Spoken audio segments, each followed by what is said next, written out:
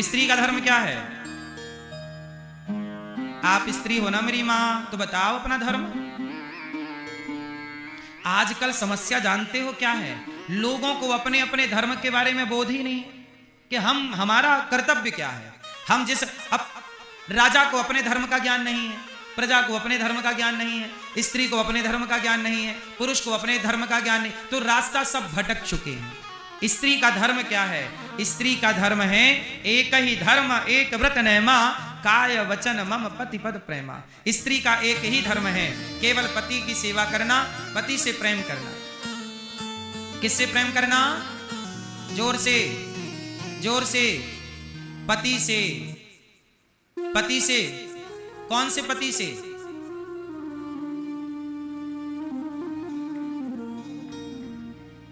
क्यों, आप कंफ्यूज हो गए क्या? कौन है आपके पति? कौन? छगनलाल? पति कौन है? पति है भगवान, एक ही भगवान। पति कौन है ये हम नहीं कह रहे हैं, आप सब खुद गाते हो। तुम हो एक अगोचर सबके प्राणपति, स्वामी सबके प्राणपति। भगवान ही सबके पति नहीं है। आप खुद कहते हो ना, तुम हो एक अगोचर सबके प्राण। जो रक्षा करे, पारक्षण धातु से ना पति बनता है, जो रक्षा के अर्थ में पति है। जो रक्षा करें तो हमारे रक्षक तो भगवान है, प्राणों के पति वही है, सबके पति। पुरुष का भी पति, पुरुष के भी पति, हम सबके पति भगवान हैं। बोलो हाँ। तो आप अपने पति से प्रेम करें, अर्थात परमात्मा से प्रेम करें। और मतलब थोड़ा बहुत जो प्रेम है ये अपने वाले से भी करते रहो। प्रेम नहीं बेचारा कहां जाएगा। भगवान के बाद थोड़ा बहुत बच जाए तो अपने छगनलाल से भी प्रेम कर लेना, वरना बेचारा कहां जाएगा। तो नारी का धर्म है पति से प्रेम करना और पति की सेवा। पति मतलब भगवान की सेवा और अपने सुहाग की सेवा। सुहाग मतलब पति। अब पुरुष का धर्म क्या है?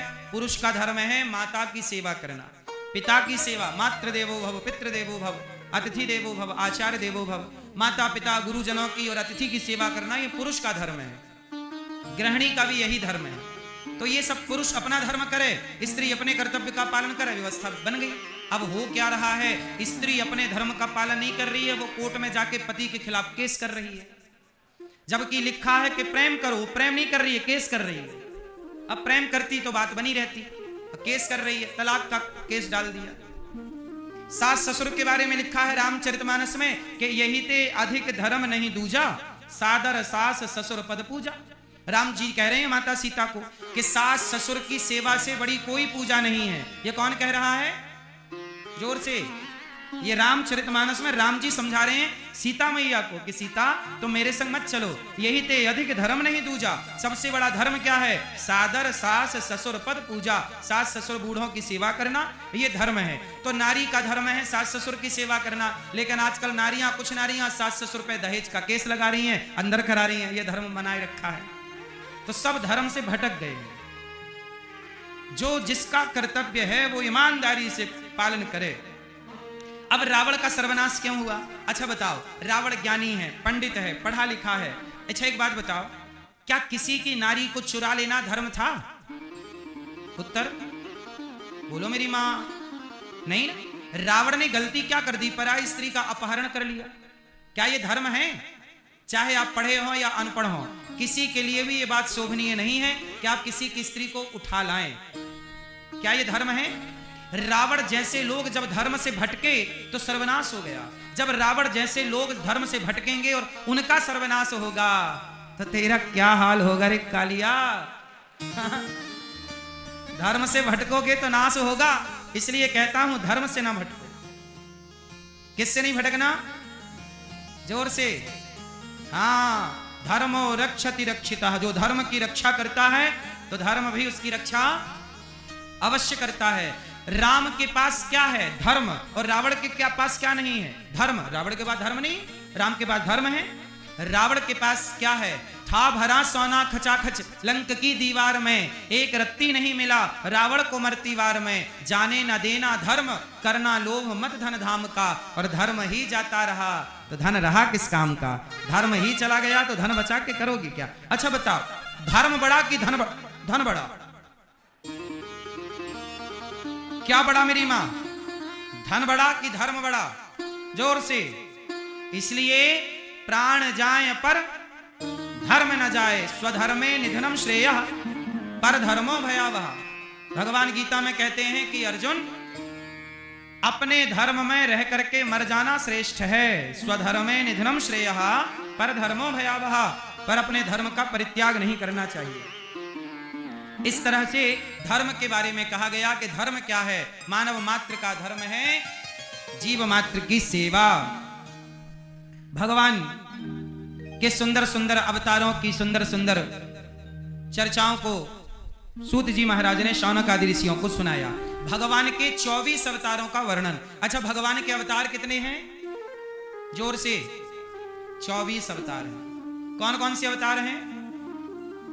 भगवान के 24 अवतारों में पहला अवतार है सनकादि, सनक सनंदन सनातन सनत कुमार। सनकादि नारायण नारद हरि कपिल देव श्री राम हंस हयग्रीव मोहिनी दत्तात्रेय सुखधाम नरसिंह वामन व्यास जी ऋषभ देव कौमार यज्ञ पुरुष धनवंतरी बुद्ध कल की अवतार पृथु राजा वारह पुनि कृष्ण चंद्र भगवान परशुराम मत्स्य कमठ पद्म पुराण प्रमाण। तो भगवान के 24 अवतारों का वर्णन भागवत जी में है और सारे अवतारों का कोई ना कोई उद्देश्य है। अच्छा, मुझे एक बात बताओ मैया, ये भगवान को 24 अवतार लेने की क्या जरूरत पड़ी? एक ही अवतार से काम करते रहते ना। जैसे मुसलमान लोग कहते हैं कि हमारा तो एक अल्लाह है बस। अब कुछ लोग कहते हैं कि भाई आपके भगवान बहुत हैं। अच्छा बताओ, भगवान बहुत होते हैं कि एक ही होते हैं? कितने भगवान होते हैं? जोर से। कितने भगवान हैं? एक। तो फिर ये 24 अवतारों का क्या मामला है? क्या है ये? जब ईश्वर एक है तो एक ही आते, एक ही लीला करते, एक ही जाते। ये जरूरत क्या थी 24 की? तो इसका कारण जानना चाहोगे कि जरूरत क्या थी? हाँ या ना?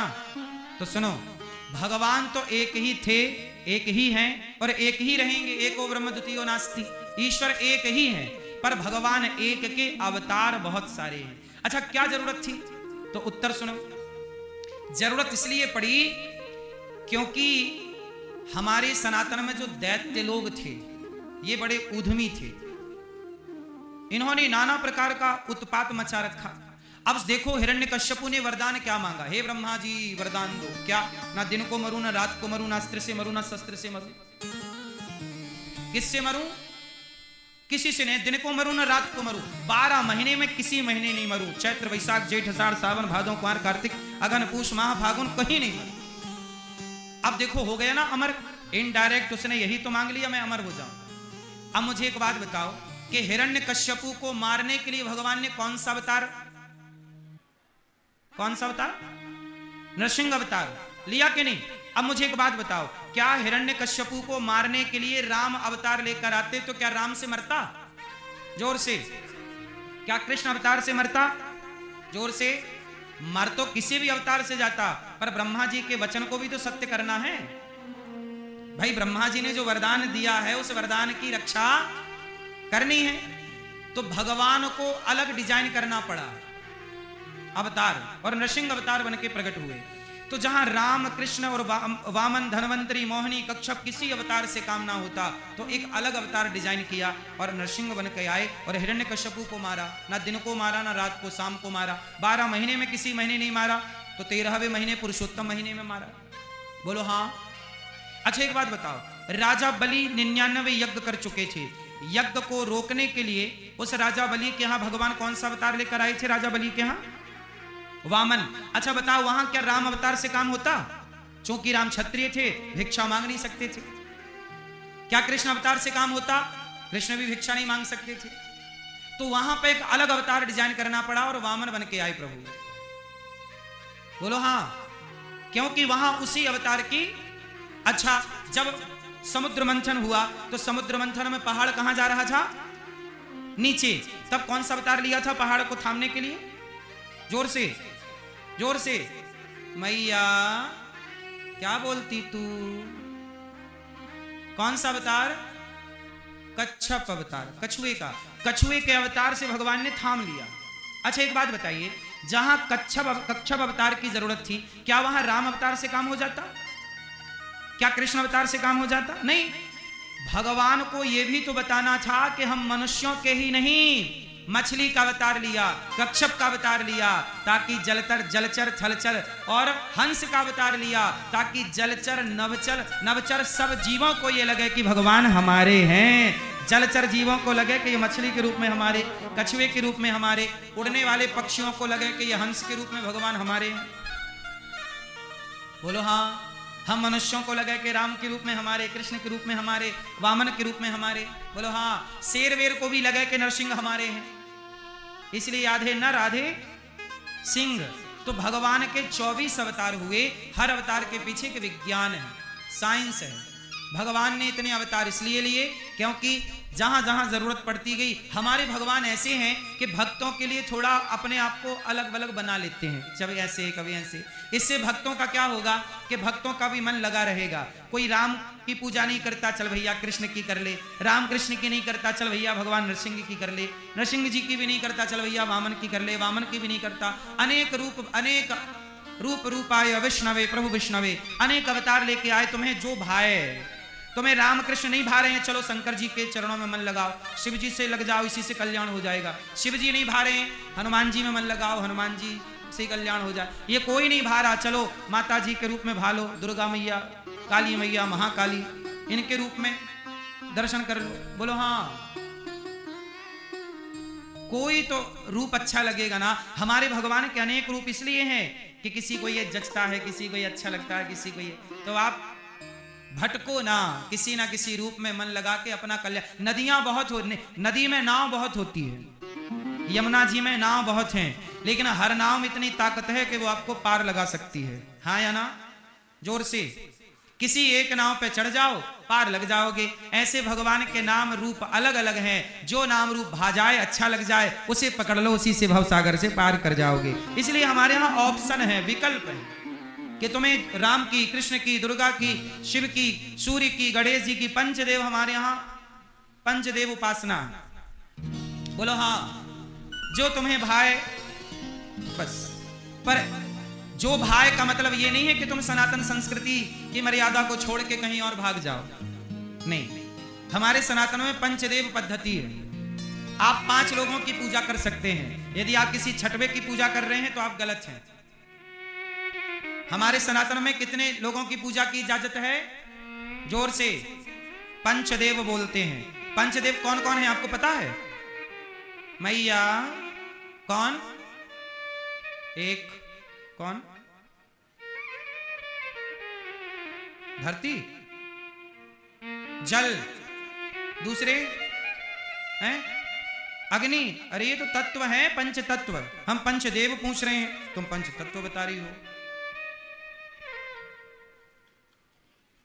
सुनो, सनातन में पंचदेव उपासना है। जो ये पंचदेव की उपासना नहीं समझेगा वो सनातनी रास्ता भटक सकता है।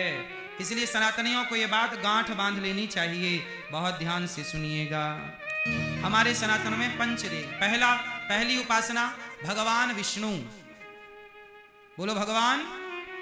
जब विष्णु कह दिया गया तो भगवान विष्णु भगवान नारायण के 24 अवतार हो गए। इसमें नरसिंह अवतार, वामन अवतार, धन्वंतरी अवतार, राम कृष्ण सब आ गए। तो यार राम कृष्ण विष्णु भगवान नारायण की पूजा करें तो आप सही हैं। दूसरा भगवान शिव। शिव के 12 ज्योतिर्लिंग आ गए। शिव कह दिया तो हनुमान जी भी आ गए, क्योंकि शिव ही हनुमान जी हैं। तो भगवान विष्णु, विष्णु के 24 अवतार, भगवान शिव, शिव के 12 ज्योतिर्लिंग, और हनुमान जी है ना 11 रुद्र। तीसरे हैं भगवान सूर्य। सूर्य की उपासना। सूर्य की आप उपासना कर रहे हैं, आप सही हैं। चौथे गणपति बप्पा गणेश जी, और 5वीं है माता दुर्गा। दुर्गा कह दिया मतलब 52 शक्तिपीठ आ गई। जितने भी देवी हैं, चाहे केला माँ हो, ज्वाला माँ हो, और चाहे शारदा माँ हो, जितने भी माँ हैं भगवती हैं, कामाख्या माँ हो, त्रिपुर सुंदरी माँ हो, कोई भी माँ वो इस दुर्गा में आ गई। तो ये पंचदेव, यदि आप दुर्गा मतलब माता जी की आराधना में लगे हैं तो आप सही हैं, विष्णु की उपासना में हैं आप सही हैं, शिव की आराधना में हैं आप सही हैं, गणेश जी की आराधना उपासना में आप सही हैं, आप सूर्य की उपासना आराधना में सही है। इन पांचों के अतिरिक्त कहीं छठे आप लगे हैं तो आप गलत हैं। इसलिए लिखा है और देवता चित्त ना धरई, और देवता चित्त न धरई, चित्त पे सबको धरने की जरूरत, हम सनातनी लोग हैं, हम पंचदेव उपासना करते हैं, इसलिए ये पंचदेव का कॉन्सेप्ट सबको पता होना चाहिए। तो भगवान के 24 अवतार हैं, हर अवतार के रूप में, हर अवतार में कोई ना कोई कारण है। वेद व्यास जी महाराज उदास बैठे हैं, तब नारद जी महाराज आए, कहा कि उदास क्यों हैं, कहा कि क्या बताऊं, 17 पुराणों की रचना कर दी पर शांति का अनुभव हो नहीं रहा। तब नारद जी ने कहा भागवत की रचना कीजिए। भागवत की रचना जब तक नहीं करेंगे तब तक आपको शांति का अनुभव नहीं होगा। नारद जी के कहने पर वेद व्यास जी ने भागवत की रचना की। नमो भगवते तुभ्यं वासुदेवाय धीमहि प्रद्युम्नाय निरुद्धाय नमः संकर्षणाय च। नारद जी ने कहा कि देखो वेद व्यास जी, आप भागवत की रचना कीजिए, संतों की संगति से ही सब कुछ ठीक होगा। मैं पिछले जन्म में दासी पुत्र था पर भगवान की कृपा से मैं ब्रह्मा पुत्र बना। अच्छा, नारद जी कौन है? नारद जी कौन है जानते हैं आप लोग? नारद जी पिछले जन्म में दासी के पुत्र हैं। एक दासी एक पंडित जी के यहां काम करती थी, झाड़ू पोंछा का। पंडित जी के यहां एक दिन संत आ गए, तो संतों के यहां संतों की खूब सेवा हुई। तो नारद जी छोटे से थे, दासी के बेटे, तो संतों को देखकर नारद जी भी सेवा में लग गए। साधु संतों की पत्तल उठाना, कभी पांव में तेल लगा देना, पांव दबाना, कपड़े धुलना, जो एक बच्चे से हो सकता वो संतों से बड़ा प्रेम करने लग गए और संतों की खूब सेवा करने लग गए। अब जब संतों के प्रेम में और सेवा में लग गए तो संत लोगों को लगा ये बालक तो बड़ा विलक्षण है, इसे कुछ ज्ञान देते हैं। तो संतों ने बच्चे को सत्संग सुनाना स्टार्ट किया, सत्संग कराया और उसे मंत्र दे दिया। नारद जी को संतों ने मंत्र दिया, नारद जी ने उस मंत्र का जाप किया। चतुर्मास पूरे हो गए। जब संत जाने लगे तो नारद जी ने कहा कि महाराज हमें भी ले चलो संग। संतों ने कहा कि आपको कहां ले जाएं? बोले जहां आप जाओ ले चलो। संतों ने कहा फिर चलो। और जब संतों के संग नारद जी चले तो नारद जी की जो माता थी वो दौड़ पड़ी, बेटा बेटा मुझे छोड़ के मत जाओ, मैं तुम्हारे बिना कैसे रहूंगी। तब संतों ने रोका कि अच्छा तुम अपनी माँ के साथ रहो, जब माँ का शरीर पूरा हो तब आप आ जाना। एक दिन क्या हुआ कि माता को सांप ने डस लिया, माँ की हो गई मृत्यु। अच्छा ये देखो ना, नारद जी का मन भगवान में लग गया। नारद जी भगवान से मिलना चाहते हैं पर माँ बाधा बन के खड़ी है। माँ को सांप ने डसा तो नारद जी ने सब उनका क्रिया इत्यादि कर्म किया और जंगल चले गए। और जो मंत्र नारद जी को गुरु जी ने दिया उस मंत्र का बड़ी श्रद्धा से जाप करने लगे। जब जाप करने लगे तो जाप करते करते जवानी बीत गई, बुढ़ापा बीत गया। जब बुढ़ापा बीत गया तो नारद जी का मन थोड़ा डगमगाया कि बताओ पूरी जिंदगी गुजार दी, दर्शन तो हुआ नहीं। तब आकाशवाणी हुई और नारद जी को एक झलक भगवान की दिखी और आकाशवाणी हुई कि शरीर से नहीं नारद जी, अगले शरीर से अगले जन्म में तुम्हें मेरी प्राप्ति होगी। और नारद जी अब पुनः जप करने लगे। हम लोगों में क्या कमी रह जाती है कि हम लोग जरा सा जप तप कर लें तो हमारा धैर्य टूट जाता है कि हमने तो बड़ी तपस्या की, बड़ा नाम जप किया, भगवान तो मिले नहीं। भगवान मिलेंगे। नारद जी की जवानी गुजर गई। अच्छा बताओ माता शबरी को राम कब मिले, जवानी में कि बुढ़ापे में? बुढ़ापे में भी अंतिम पड़ाव में। बुढ़ापे में भी कब? अंतिम पड़ाव में भगवान शबरी मां को दर्शन दे रहे हैं। मेरी मां भगवान को पाने निकले हो तो धैर्य रखना, विश्वास रखना अपने मंत्र पर, अपने इष्ट पर, और धैर्य रखना, भगवान जरूर प्राप्त होंगे। आज के व्यक्ति को लगता है कि हम संसार का सुख पाएं और भगवान भी पा जाएं। भगवान मिलेंगे। भगवान कहते हैं तुम अपने कर्तव्य पूरे करो। इसलिए हमारे यहां भगवान को पाने की एक सुव्यवस्था है। क्या व्यवस्था है? हमारे सनातन में कितने आश्रम हैं? 4। कितने आश्रम हैं? ब्रह्मचर्य, गृहस्थ, वानप्रस्थ और सन्यास। पहले ब्रह्मचारी रहो। आजकल के लड़के लड़कियां क्या नहीं रह गए? ब्रह्मचारी। अब देखो ना, शादी के पहले ही कुछ लोग लिव इन में रहने लग गए। अब लिव इन में रहोगे तो ब्रह्मचारी थोड़ी कहलाओगे। पहले ब्रह्मचर्य का पालन करो, फिर गृहस्थ में जाओ। तो गृहस्थ में जाके अच्छे से प्रेम से रहो, बच्चे इत्यादि उत्पन्न करो, बच्चों का शादी विवाह कर दो। जब बच्चों के विवाह से आप जिम्मेदारियों से फ्री हो जाएं, तो गृहस्थ के बाद कौन सा आश्रम आता है? जोर से। वानप्रस्थ। अपनी पत्नी को लेकर, पति को लेकर, बेटा बेटियों को जिम्मेदारी सौंप कर शादी ब्याह कर दो, बच्चों को जिम्मेदार बना दो, और आप दोनों बुढ़ा बुढ़ी अब तीर्थों में रहो, भ्रमण करो। ये वानप्रस्थ है। अब आप लोग जैसे जैसे बूढ़े होते हैं वैसे वैसे छिपकते जाते हैं माया से, पैसे से, संसार से। जवानी में इतना अटैचमेंट, इतना लोभ नहीं होता। मैंने सुना है बुढ़ापे में लोभ ज्यादा होता है। क्यों? ये बात सही है कि गलत है? मैया सही क्या गलत क्या? बुढ़ापे में लोभ ज्यादा होता है, मैंने सुना तो ऐसे ही है। ये बात सही है कि गलत है? ज्यों ज्यों बूढ़ा होगा व्यक्ति, त्यों त्यों लोभ बढ़ता जाए।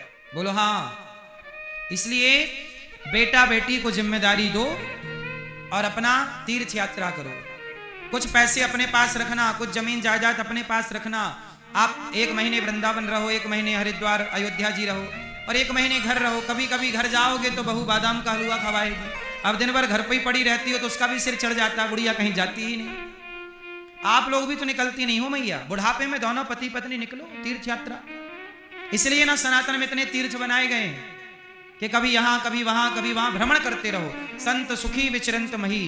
पूरी मही मतलब पूरी पृथ्वी का विचरण करना चाहिए। जो व्यक्ति जितना घूमेगा उतना सुखी रहेगा, और जो व्यक्ति एक जगह पर रहेगा उतना ही परेशान रहेगा।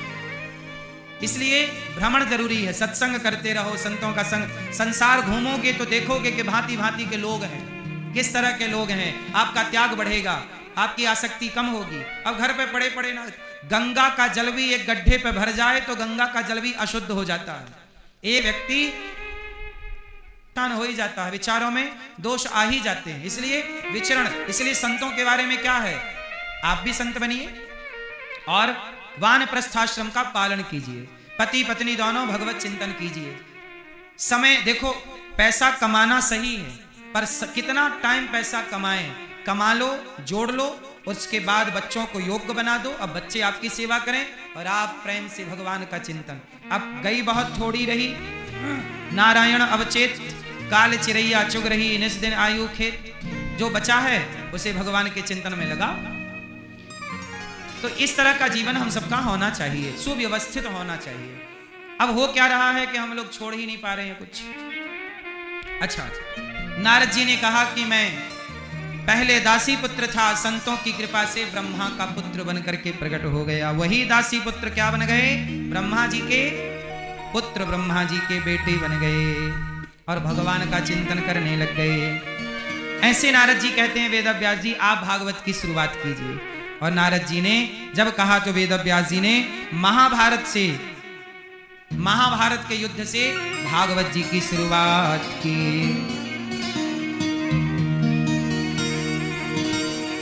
वेदव्यास जी महाराज कहते हैं, महाभारत की चर्चा से भागवत जी को शुरू करते हैं। महाभारत आप लोग जानते हैं महाभारत क्यों हुआ? मैया महाभारत हुआ कि नहीं? बोलो हाँ। आप कितने लोगों ने महाभारत देखा है? जोर से हाथ उठा के बताओ। अच्छा, जब महाभारत हो रहा था तो आप लोग वहीं दूर खड़े थे, क्यों?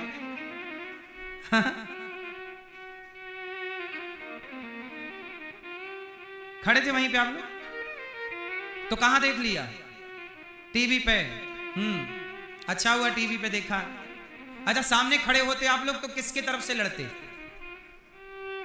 मान लो आप होते, चलो माना कि, तो मैं आप किसकी तरफ से लड़ती? कौरवों की तरफ से? किसकी तरफ से? मतलब लड़ती ही, समझाती नहीं।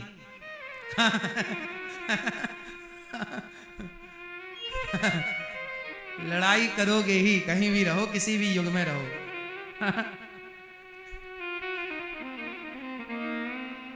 सुनो, पांडव और कौरव दो पक्ष थे। कितने पक्ष हैं? दो पक्ष हैं, पांडव और कौरव। पांडव के पक्ष में भगवान कृष्ण हैं, पांडवों के, और कौरवों के पक्ष में कौन है?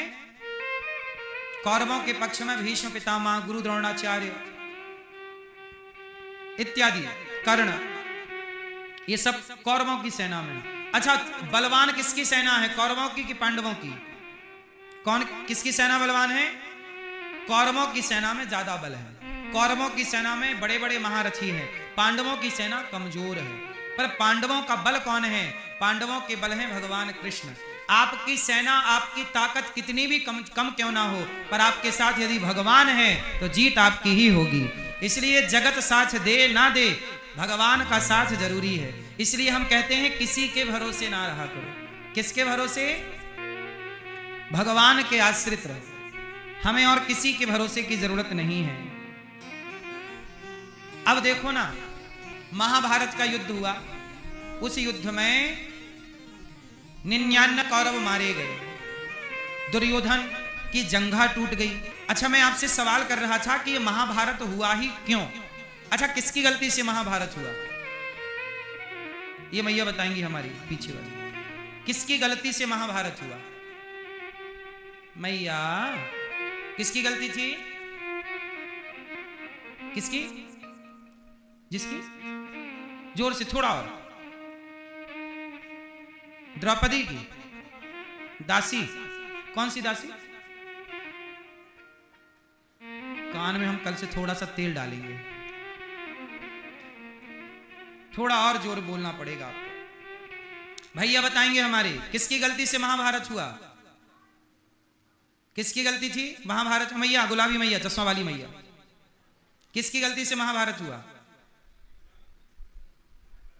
किसकी? किसकी? धृतराष्ट्र।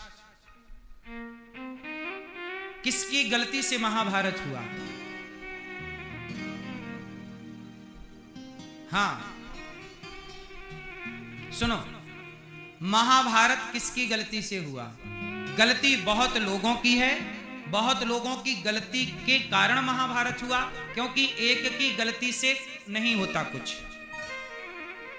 जब बहुत लोग गलती करते, एक की गलती तो क्षमा कर दी जाती है। अब किस किस की गलती थी, मैं सबका नाम लेके बोलूंगा, आप सुनिएगा और फिर आप बताइएगा कि ये बात सही है या गलत है। महाभारत में पहली गलती थी, राजा थे धृतराष्ट्र, और धृतराष्ट्र की गलती क्या थी कि उनके आंखों के सामने एक नारी के कपड़े उतरते रहे और वो चुपचाप तमाशा देखते रहे।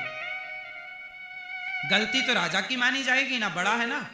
अच्छा, धृतराष्ट्र की गलती ये थी कि पांडवों और कौरवों का बंटवारा नहीं किया। चलो, लाज लूटी थी ना, कपड़े उतारे थे, कपड़े उतारे, इसके बाद भी भगवान शांति दूत बन के आए थे।